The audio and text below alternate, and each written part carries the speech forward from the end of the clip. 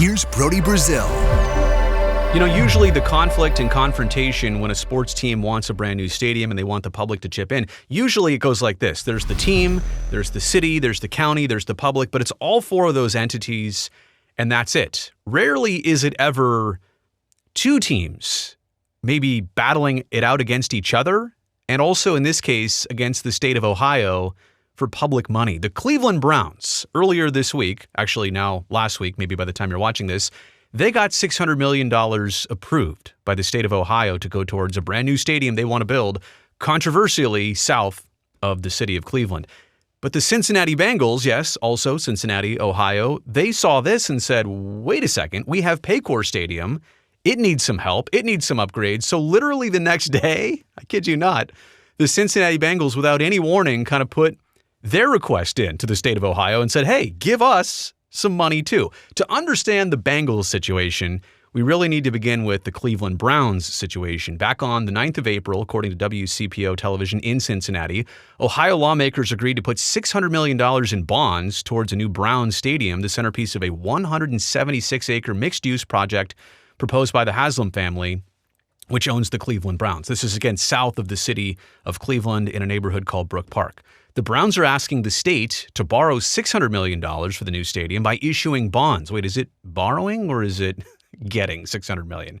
Debt the state would then repay with interest using increased sales tax revenues, income tax revenues, and commercial activity tax revenues from the entire Brook Park project. Essentially, we'll build this. You can use the taxes here to pay for this project, even though the taxes normally go to the government. In this case, the taxes would go back to the area project, to the neighborhood project. But yeah, a total of $1 billion it would cost the state to pay off that debt over 25 years. So instead of that tax money going to the state, it's going to go back into this project. But again, the Browns are getting about $600 million to put up a brand new stadium. The franchise wants to leave Cleveland for an enclosed suburban stadium flanked by apartments, offices, hotels, restaurants, and retail parking. So they're going under a roof, right? Right by the lake, has maybe never been good, but the stadium is only 25 or 6 years old, and now it's already being replaced in Cleveland. The new stadium would cost $2.4 billion. The team says that half of that will come from private sources, and Haslam Sports Group will cover any cost overruns. The public would foot the rest of the bill with $600 million coming from local governments, such as a reluctant Cuyahoga County, which this, like, when you talk about this plan, oh yeah, the state's in, but we know the county doesn't want to do this, but we're going to hold the county to $600 million. How is that even possible? And the remaining $600 million from the state. So you do the math, 2.4, you get half of it from team ownership, you get the other half from the state and from the county. The proposal would require a change to state law that caps Ohio's contribution to stadiums and other sports venues at 15% of total construction costs. So that's the Browns situation. Now let's flip over to the Cincinnati Bengals situation. So they saw all of that get approved, but even the Bengals are reaching the end of a lease. They've been trying to do something to Paycor Stadium. They've even explored the option of putting a roof over Paycor Stadium to take it from being an outdoor venue to an indoor venue. But here's via The Athletic, the stadium situation and lease situation for the Bengals. If the Bengals don't reach a deal or exercise the first 2-year extension of their lease by June 30th, their lease will officially expire on June 30th, 2026. So we're talking about this June 30th for June 30th, 2026. The Bengals at that point, theoretically, would be free to find other options. Now, nobody's suggesting that the Bengals are moving out of town, but they, interestingly enough, like, they do have that leverage that a lot of baseball teams use. Hey, we might move if we don't get what we want. Katie Blackburn is the Bengals executive vice president. Katie said this via The Athletic: "We could, I guess, go wherever we wanted after this year if we didn't pick the option up. We'll see. Like I said, all these things will be done in due course. We are having discussions, and so we're hopeful that the county is thinking about it a lot too and wants to get it addressed in a way that would be beneficial to both of us." End quote. Now, this was from a couple weeks ago that Katie Blackburn said this, but it now brings us back to literally the day after the Browns got their money approved by the state. Again, coverage from WCPO television in Cincinnati. The Cincinnati Bengals in Hamilton County are asking Ohio lawmakers to spend $350 million on renovations to Paycor Stadium.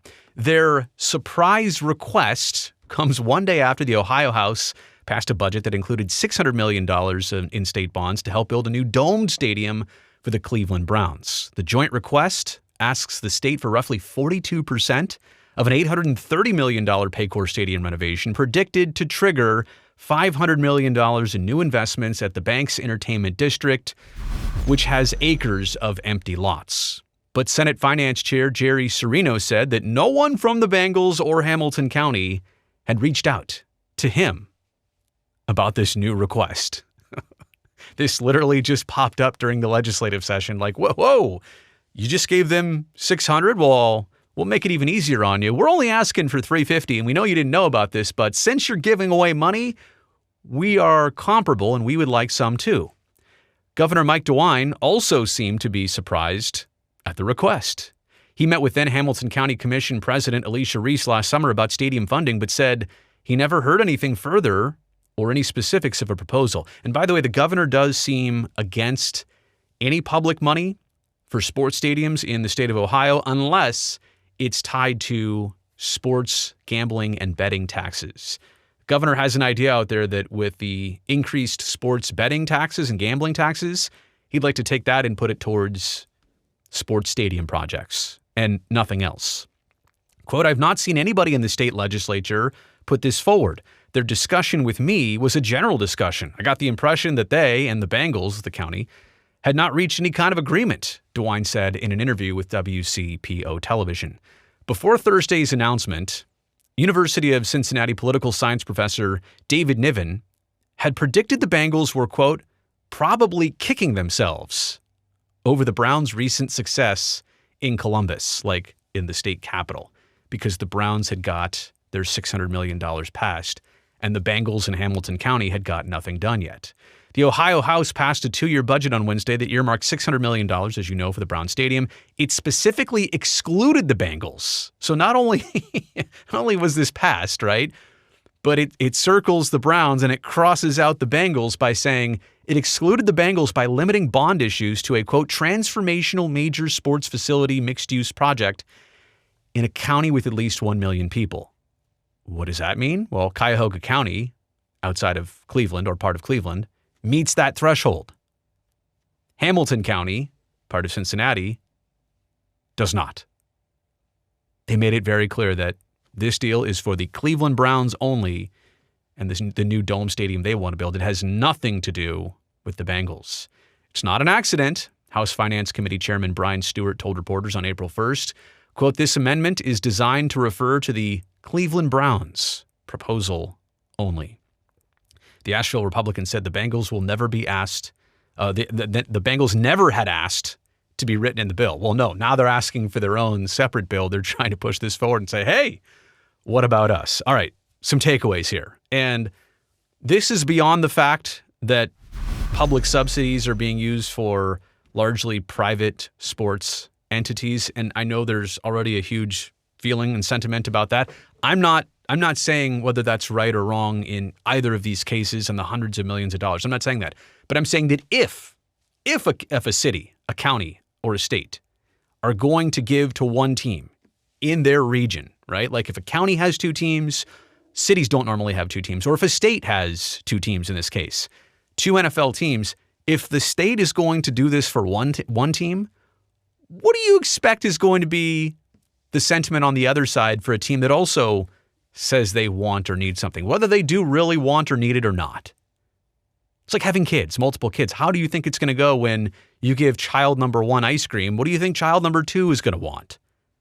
It has to be that way every single time. And I'm stepping back to say, I understand if you don't agree with the idea of that at all, like that no money should be given out. But I'm saying that if you do, how did you expect that to go? It also does largely feel here, and just like the timing of this, and like one day later, that the Bengals were super reactive here. Like the Browns beat them to the punch. The Browns knew what they were doing. The Browns have been after this for a while. They want a brand new stadium versus fixing up Paycor Stadium like the Bengals. But the Bengals seem awfully reactive here instead of the ones that were doing this the whole time. as the politician said, they didn't even know that the Bengals and Hamilton County were on the same page of doing something together. Because honestly, some things had been proposed in the last several months, even putting a full dome on Paycor Stadium, which I'll get to here in a second. But there was nothing finite, like they don't even know exactly what they're going to do, how they're going to do it, and when they're going to do it. So let's get to that point. There was a potential roof for Paycor Stadium, which, by the way, opened up in 2000. We're talking about two stadiums here that are about 25 years old. They explored the possibility of putting a dome and a roof over Paycor Stadium to utilize it during the winter months and to have concerts there and maybe have like a basketball Final Four there for college basketball. Those are things that Cincinnati can't really do right now. They only have one aging arena. It's right next to Great American Ballpark up the river. But the point is, or is it down the river? But the point is that they don't have a venue like this. They were thinking about doing this, but the cost was going to be at least $1 billion to throw a roof. That was explored, but the money they're seeking right now, it has nothing to do with putting a roof on the stadium. It's all about just internal upgrades, some elevators, some escalators, a brand new scoreboard. I think it was the north end zone, totally gutted and redone. So they're doing this just to modernize the stadium for the next 25 years, that $800+ million of the total project. So this, by the way, is not for a roof for Paycor Stadium. It's just to fix it up. Meanwhile, like the Browns getting $600 million to build a new dome stadium, like 15 miles south of their current stadium, Huntington Bank Field, where the Browns have played and will continue to play. It's only 26 years old. So the point there being, like, is there some irresponsibility in all of this? I mean, to exit a stadium that's not very old, to build one 15 miles south, what happens to the old stadium? And is $600 million from the state and potentially another $600 from the county? Is that all really worth it? I will kind of go against any sports venue that's younger than 35 years being replaced. Can it get redone? Like maybe what they're trying to do to Paycor Stadium? Sure. It can get redone. It probably should go through several rounds of being redone. It already exists. You're just trying to modernize it, make it better. I'm more acceptable to that. But vacating a stadium that's only 26, and I get it, by the time they might build something new, it might be closer to 30. But the point is, it never got the redo. It just got disposed of. And it got $600 million from the state in the process to be part of that. So I can't really subscribe to that. I don't have favorites here, but I can't really subscribe to that part of it. Anyway, again, this is rare, right? That two teams are now going after the same entity, the state of Ohio in this case, asking for similar treatment. Usually it's one team in one county and one city, but here it is, two counties, two teams, and one state, and it's that one state that's now going to have to figure out what to do. What happens if they don't offer the Bengals anything? Are they kind of forced to consider something? Is there leverage here on behalf of Hamilton County and the Bengals? Who knows? And we'll see how this plays out. Let me know what you think about all this in the comments section below. Also, thumbs up while you're down there. That helps me, this video, and this channel. And don't forget to hit subscribe down below if you haven't already. That way I can definitely see you back here next time.